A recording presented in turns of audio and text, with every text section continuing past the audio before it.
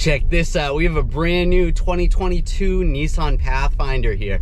Now, we love the old Nissan Pathfinders. We had the 2000 that we had, and we had the next generation as well. We've done some repairs on those. So let's check this one out and see how it does.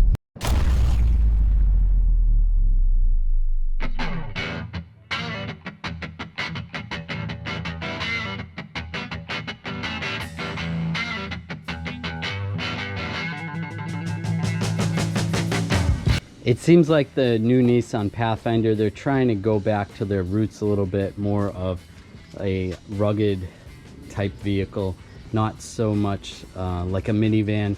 The model version before this, I feel like, was a minivan with 4 doors. All right, let's check out the interior. Now, it's definitely a more modernized version of the older Nissan Pathfinder. Starting with the steering wheel, it is really sweet. It's more of a sporty style steering wheel. It's got the little bumps on the side up top, and the bottom part is flat. You know, similar to like a Volkswagen GTI or something. All your typical controls on the steering wheel, cruise control, phone access, radio controls, all that stuff. It's normal. There is paddle shifters on this, which is pretty cool. And you don't actually have to shift into manual mode. If you're in automatic mode and you decide to just start shifting with the paddles, it works. I've tried it. The cluster is really nice. It has analog gauges, easy to use. I love analog gauges. I would prefer them over digital stuff all day long. But you still have the digital center in the middle, and you can select what you want to with the controls on the side of the steering wheel. I want to talk about the HVAC controls. Now, I can't stand when I get in a car and the HVAC controls are difficult to use, especially an unfamiliar car. Now, everything here is very obvious what it is. It's easy to know where your blower speeds are, and the knobs on the side make it easy for the temperature. If you need to change the temperature pretty quickly, just turn the knob. I like that. It does have a dual zone. But everything is laid out exactly the way it should be. The radio, everything with the radio is easy to use. It's got the backup cameras, and the really cool thing is that overhead camera view. When this system first came out years ago, a lot of people thought that it was a satellite view from outside, and obviously it's not a satellite view. It has cameras on the front and on the mirrors and the sides, and that it combines all those camera images to make that overhead view. It's not a satellite. If you thought it was a satellite, let me know. But here's something that's cool, the joystick shifter. This is the style that you would have like on a BMW or any new style vehicle. So I wonder who standardized this and how it works. Obviously, you put your foot on the brake, and then to go in reverse, you take this and push it forward. You have to push the button on the side, and that's reverse. And then to go into drive, you pull it straight back. To go into park, it's just a button. You just push the button. Now, wouldn't it make more sense if you were going into drive to push it forward to go forward and reverse to go reverse? I mean, that's just my thoughts. I don't really know. So that's pretty cool. This vehicle is an 8-passenger. I don't know if different trim levels have different amount of seats, but it's pretty nice. The cruise control is really cool. It is adaptive cruise control. So in cruise control, it is adjusting the speed so that we don't hit that car in front of us, and it does adjust the steering wheel. You do have to have your hand on the steering wheel lightly, and the car is pretty much driving itself. Now, you can't, see, it's telling me to put my hand back on the wheel. Now, you cannot just, you know, obviously fall asleep while this is driving, but it pretty much drives itself, and it just assists you while you're moving. So there's a good amount of traffic right here, so I'm going to turn that off, but that is pretty cool. It also has a way to shut off the stop start. You just have to turn that off every time you drive the vehicle. Although I don't see that the stop start is as sensitive on this vehicle as it is on the Volkswagen Atlas that we have. It hasn't really come on too much while I've been driving this. Seems like it's a little bit delayed. Maybe there's a program for it, or maybe there's a way to make it delayed longer before it actually kicks on. Now looking at the fuel mileage, it's getting 22 miles to the gallon, but if you look at the average miles per gallon, that's at 25 miles per hour. So this vehicle hasn't been driven on the highway a lot. I'm going to reset that. Average fuel economy.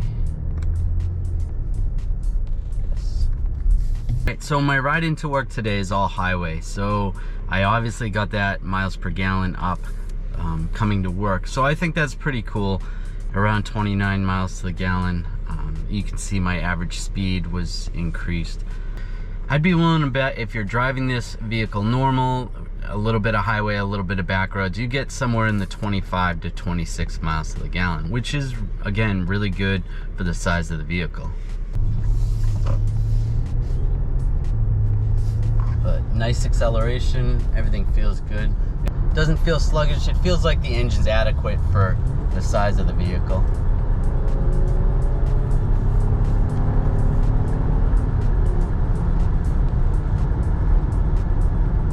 I mean, it's not a Corvette or anything, so. There is different modes for the four-wheel drive or traction control. You can select if it's icy or if you're doing some mountain driving or even towing. And it looks like there's even a racetrack one, which obviously we're not going to be driving on a racetrack. Maybe I'll try that one later. One thing that's a little bit weird to me is the mirrors. The mirrors seem awfully big. Now, obviously we're in an SUV, so they're gonna be a little larger than normal, but it just looks, they look a little weird. They're interesting. They're mirrors, so it doesn't bother me, but they're kind of weird. Automatic liftgate.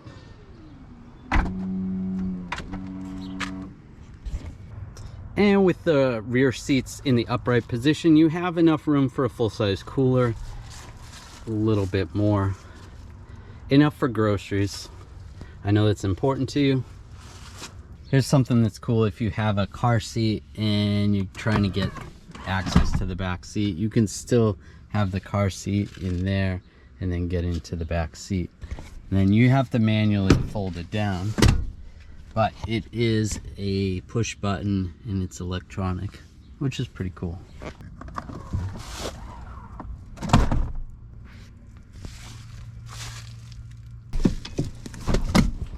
Taking a look under the hood, it looks typical of any modern day vehicle. A east-west engine. Obviously it's primarily front wheel drive, and then when it needs to, more power goes to the rear wheels. This vehicle does have a 9-speed transmission, which is pretty cool. They got rid of that CVT transmission, so that's good. It feels good, it feels comfortable to drive. All right, just because I'm curious, let's take a look underneath.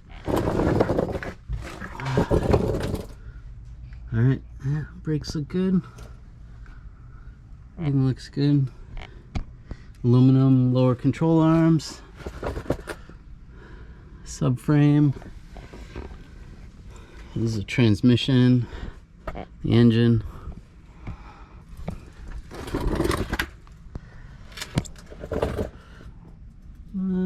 Looks pretty normal.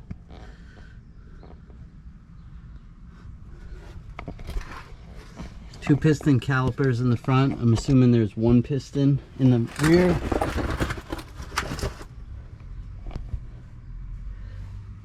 Looks pretty solid underneath.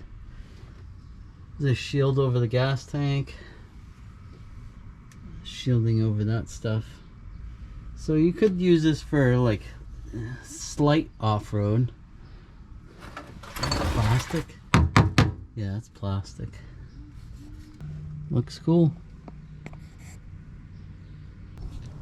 Yeah, single piston in the rear. And independent rear suspension, that's pretty nice. Coil springs. There's a little rear differential.